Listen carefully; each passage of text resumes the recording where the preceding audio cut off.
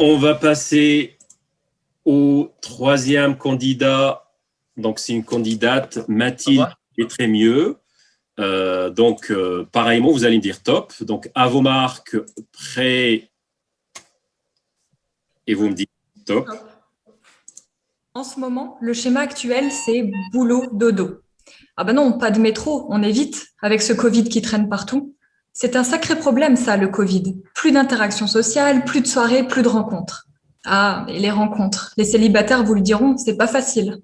Comment avoir ce coup de foudre, cette petite décharge électrique? Le climat actuel n'est pas propice aux rencontres, alors moi, je me suis rabattue sur ma thèse. Boulot, dodo. Mais des décharges électriques, j'en donne. Des attirances, j'en vois. Et ouais, j'organise des petites soirées clandestines dans mon labo. Bon, à échelle ionique, certes, mais quand même, j'ai l'impression qu'il se passe plus de choses pour eux que pour moi. Et puis eux, ils ne risquent pas de se prendre 135 € d'amende. Bon, je vous raconte ce que je fais.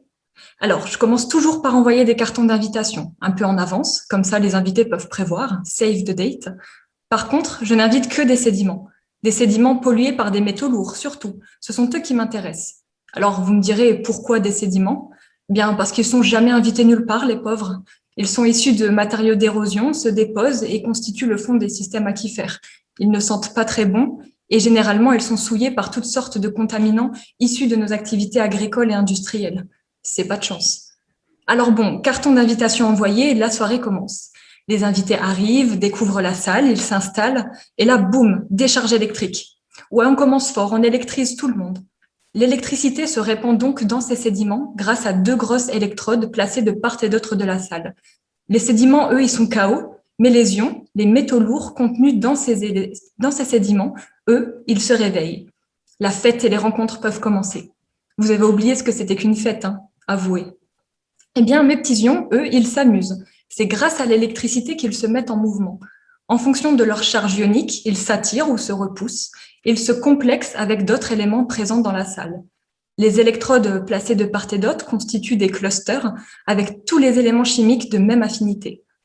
Les éléments positifs sont attirés par l'électrode de signe négatif et les éléments négatifs sont attirés par l'électrode de signe positif. Ah, je vous l'avais dit, des attirances, j'en vois. Et puis vient la fin de la soirée. Les videurs évacuent les métaux au niveau des portes de chaque côté des électrodes, extinction des feux. Enfin, coupure de courant. Les sédiments se réveillent alors dépourvus de leurs polluants. Et moi, je réalise ensuite un tas de vérifications afin de savoir si la soirée s'est bien passée et surtout si les polluants sont bien tous partis et ont laissé les sédiments tranquilles. Parce que oui, réaliser une bonne soirée, c'est difficile. Certains polluants sont fidèles et veulent à tout prix rester avec les sédiments. Il me faut trouver la combinaison idéale pour que les polluants veulent bien tous partir. Et cette combinaison, c'est un équilibre entre de nombreux critères. Et ça, c'est pas facile. Je suis donc une chercheuse et une organisatrice de soirées électro, enfin électrocinétiques des sédiments pollués. Donc, si vous croisez des sédiments, n'hésitez pas à leur parler de ma petite fête. Merci.